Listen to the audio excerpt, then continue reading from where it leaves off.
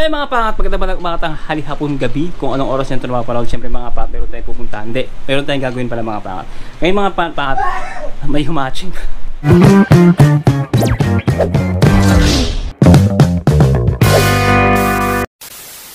So yung mga pangat, syempre, sa Pilipinas, gusto ko mga pangat yung bilo-bilo. Ay, hindi naman bilo-bilo, parang magagata lang tayo. Itingnan natin mga pangat kung magkano mga gasto natin dito mga pangat. So may challenge tayo. Pero mga pangat, meron tayong saging dito. Yan. Oh. So, ang kulang nilang mga pangat is kamote, tsaka gata ng nyug. So yung gata ng nyug fresh dito mga pangat. Kaya tingnan natin kung magkano yung gata ng nyug dito.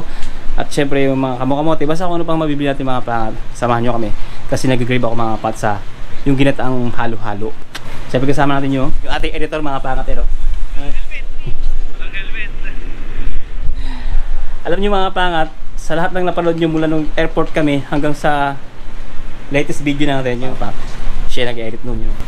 Kaya kung may complain kayo sa video, siya sisihin nyo. At syempre mga pangat, kasama natin yung ating may bahay, you know? Sino dyan?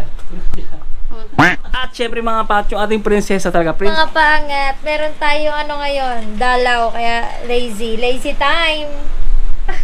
Meron siyang bisita. Kaya tamad gumalaw-galaw mga pangat. Yung bunso natin mga pangat, syempre pumasok sa school, kaya hindi pa nauwi. Ngayon na laging wala sa eksena eh. Ano?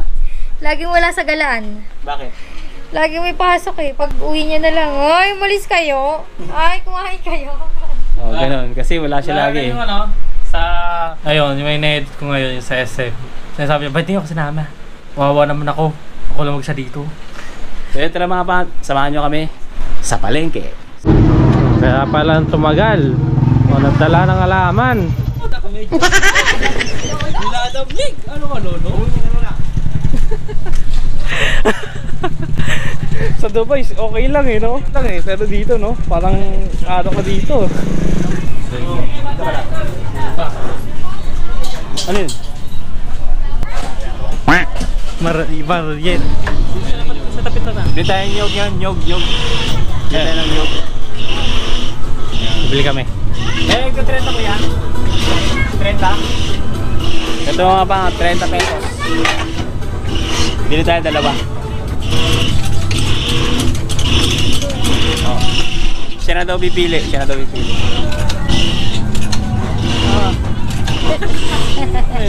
So yung mga ito yung palengke dito sa Pilipinas no, kumpara natin pag nasa UAE tayo, ano tayo sa loob ng mall o department store. Tapos may mga gulayan, isda, nandito mga fresh mga paka talaga makikita nyo. Dito mga paka yung tinatawag nating wet market. Yan. Unang-unang nabili natin mga paka is nyog. Yan.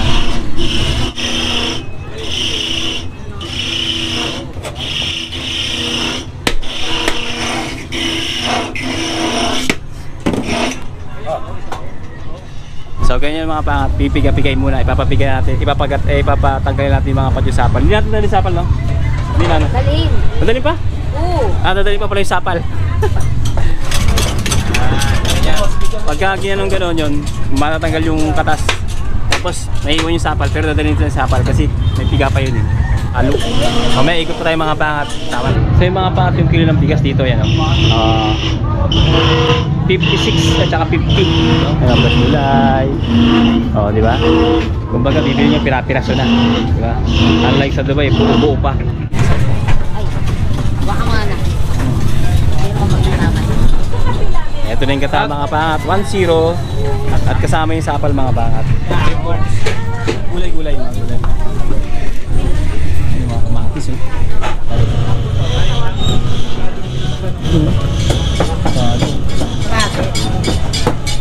Ito kamote.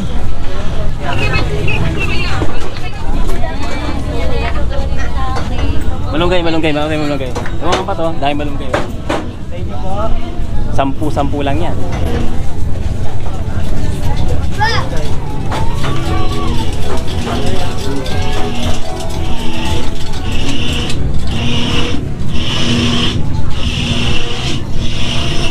Daming mami. Kumbaga yung 10 grams mo rito, 10 grams i-convert sa Philippine money is 150.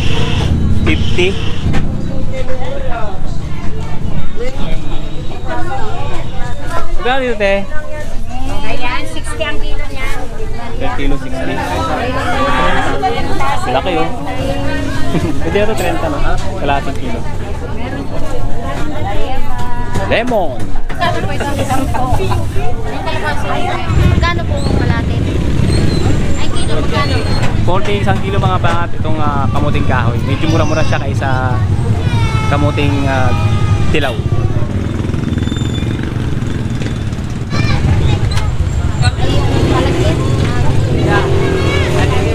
So mga pangat, dito tayo ng isda. Fish.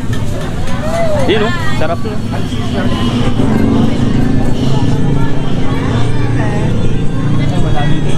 Hintay sa dulo.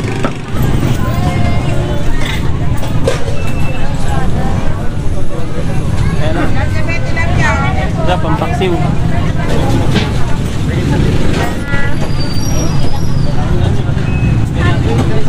May lato.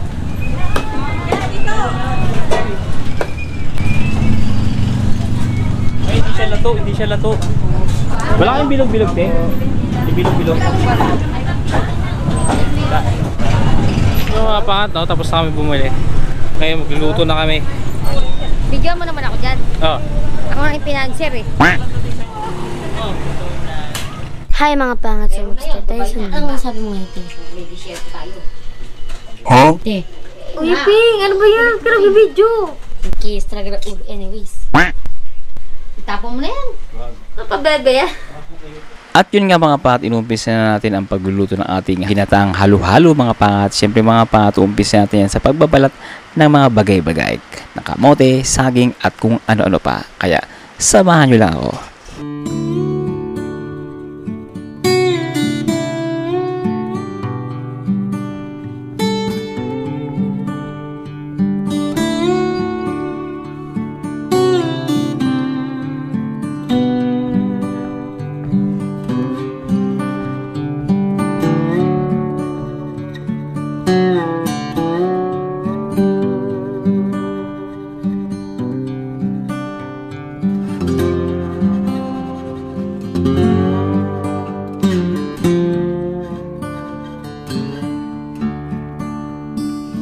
Sarap mga pangat.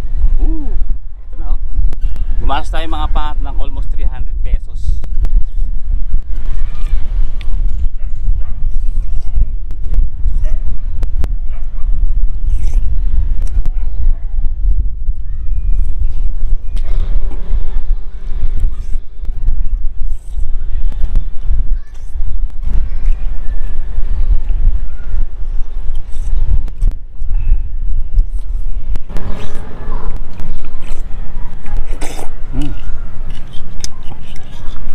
Ito yung bilibili mga pangat. Sarap. Sold mga pangat. Sold tayo ngayon. Sarap ng merienda natin.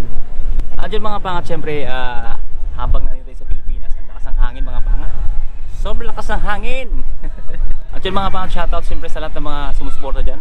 Maraming salamat sa mga nagko-comment. At pasensya na kayo kung hindi ko kayo agad nare-reply sa mga panahon na to. Dahil syempre busy rin tayo dito sa Pilipinas. Marami tayong ginagawa. Syempre, actually hindi na nga tayo nakakapag-outing no mga pangat. Dahil kapos talaga sa panahon at kapos sa oras. Sobrang kapos na kapos.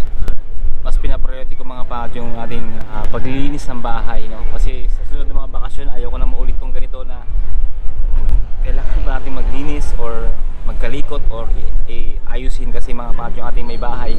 Masyado rin siyang busy, marami rin siyang ginagawa. Dahil nga unfortunately, yung kanyang parents o yung aking mga biyanan ay hindi nila kaya yung kanilang sarili ng mga pangat na gumalaw dahil nga nagkaroon ng karamdaman, na stroke ng mga pangat. So siya yung nag-aasikaso lahat. Pagligo, pagpapakain. So kaya hindi na kami makalabas-labas dahil kailangan niyang kada kakain or tanghalian or hampunan, almusal, no? Kailangan niya asikasuhin mga pangat yung kanyang mga magulang. Mga pangat. Siyempre sumusuporta naman tayo doon.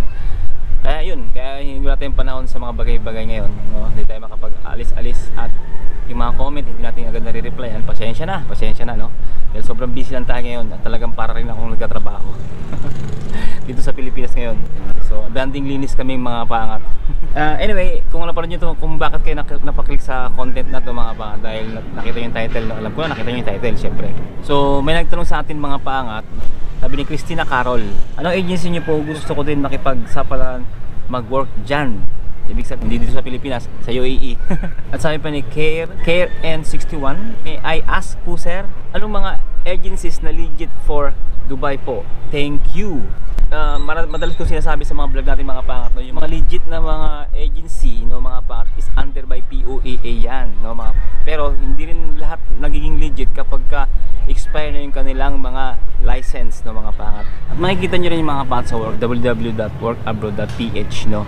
Search nyo lang mga pangat yung country, ganun. Check nyo na lang mga pangat. So yan, nandiyan yung link sa description, tingnan nyo na lang mga pangat. At itong agency na tumawag sa akin nung nakaraan, bound to Dubai siya. So, mostly dito, alam ko mga lalaki yung kailangan nito. Pero mga pangat, hindi ako connected dito hindi ako connected. Kasi yung tumawag ko sa akin, na-browse niya daw yung number ko, actual number ng misis ko kasi siyempre sa Pilipinas no. Kasi nalay ko yung number ng misis ko kung nag-apply ako for work abroad dati nung dito ako sa Pilipinas, no. Na-browse niya, tumawag siya nung mga nakarang araw, si Mas Maylene, yan. And then yun, may hiring sila as a welder, no, mga pangat, bound to Dubai. Hindi ko alam kung magkano yung sahod, no, mga pangat. So ito yung mga kailangan mga pangat is welder fabricator, sharing machine operators, saw welders, painters, blasters, metal handlers, documentation officer, QC inspector, production leadman supervisor, mechanic, electrician. Ayun mga pangat yung kailangan, no. Andiyan yung number mga pangat, yan. Mga agency mga pangat, SAF International Services Incorporated, yan, under by POA siya. Ayun yung license niya mga pangat, yan. Ang pangat, Ermita, Maynila. Yan. Pwede yung kontakin, pero mga pangat, inuulit ko, hindi ako connected dito, no. Tumawag lang sa akin, sinare ko lang mga pangat. So, as under by POA naman siya, no, mga pangat. So, search nyo na lang rin, no. At yun, mga pangat, so ilang araw na lang mga pangat, babalik na naman tayo sa reality ng buhay na yung excited mo nung pauwi ka. Kumbaga kabaliktaran ng mga pangat pag pabalik ka na ng abroad, no. Yung araw ang bilis, tapos parang gusto mong pigilan yung araw, no, na darating, no, para lang madugtungan pa yung panatili mo dito sa Pilipinas. Actually, pagdating sa financial, gusto mo na bumalik. Pero pagdating sa gusto mo pang makapiling yung pamilya, syempre ayaw mo pang bumalik, di ba? Ganun siya nagmi-mix emotion. Kung alin sa dalawa ay mas matimbang doon, yun yung kailangang manaig, no? Kagaya ng gusto mong makapiling yung pamilya mo, so sa kabila naman na makakapiling mo sila, financially, kumbaga sa pagdating naman sa financial status, magkakaroon naman kayo ng problema, no? Hindi mo maibibigay yung mga kailangan nila, lalo na sa pag-aaral. Mas pipiliin mo na lang na medyo dumistansya muna sa pamilya mo para maibigay mo lang yung pangailangan financially. Buti lang may mga ganito ng internet, social media, no.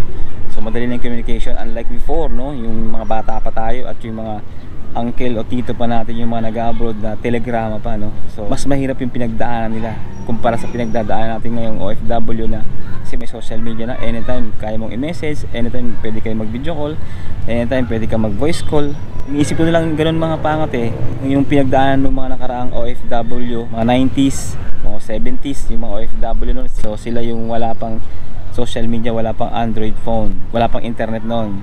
Telegrama, sulat, tsaka tape record, ayun pa yung mga ginagawang paraan nila para lang sa communication nila sa pamilya. Kung sila nga no, sa ganung paraan tinis nila how much na ganito na kadali makipag-communicate sa pamilya mo sa Pilipinas kung nasaan ka mang bansa sa mundo, diba? Yun. Dami ko na naman sinabi. So maraming salamat na lang mga pat. Siguro hanggang dito lang muna itong video natin. Hindi ko alam kung ano pa yung mga gagawin natin sa mga susunod na araw. At yun, maraming salamat ulit sa pagsama sa amin, no, sa palengke ng Pilipinas dito sa amin sa Aberbikutan. Mga sumusuporta, maraming salamat sa inyo. Siyempre hanggang dito lang itong vlog ito mga pangat. Hindi ko na papahabain pa. Think positive lang, good vibes. God bless you all. Sa lahat ng pagsubok at tagumpay, siyempre mga pat, to God be the glory. Siyempre mga pat, wala tayong idol kundi siya lang mga pat, ang idol natin, ang amang nasa langit. Yun, uli, see you on the next one. Let's go! Buhay-buhay sa Pilipinas.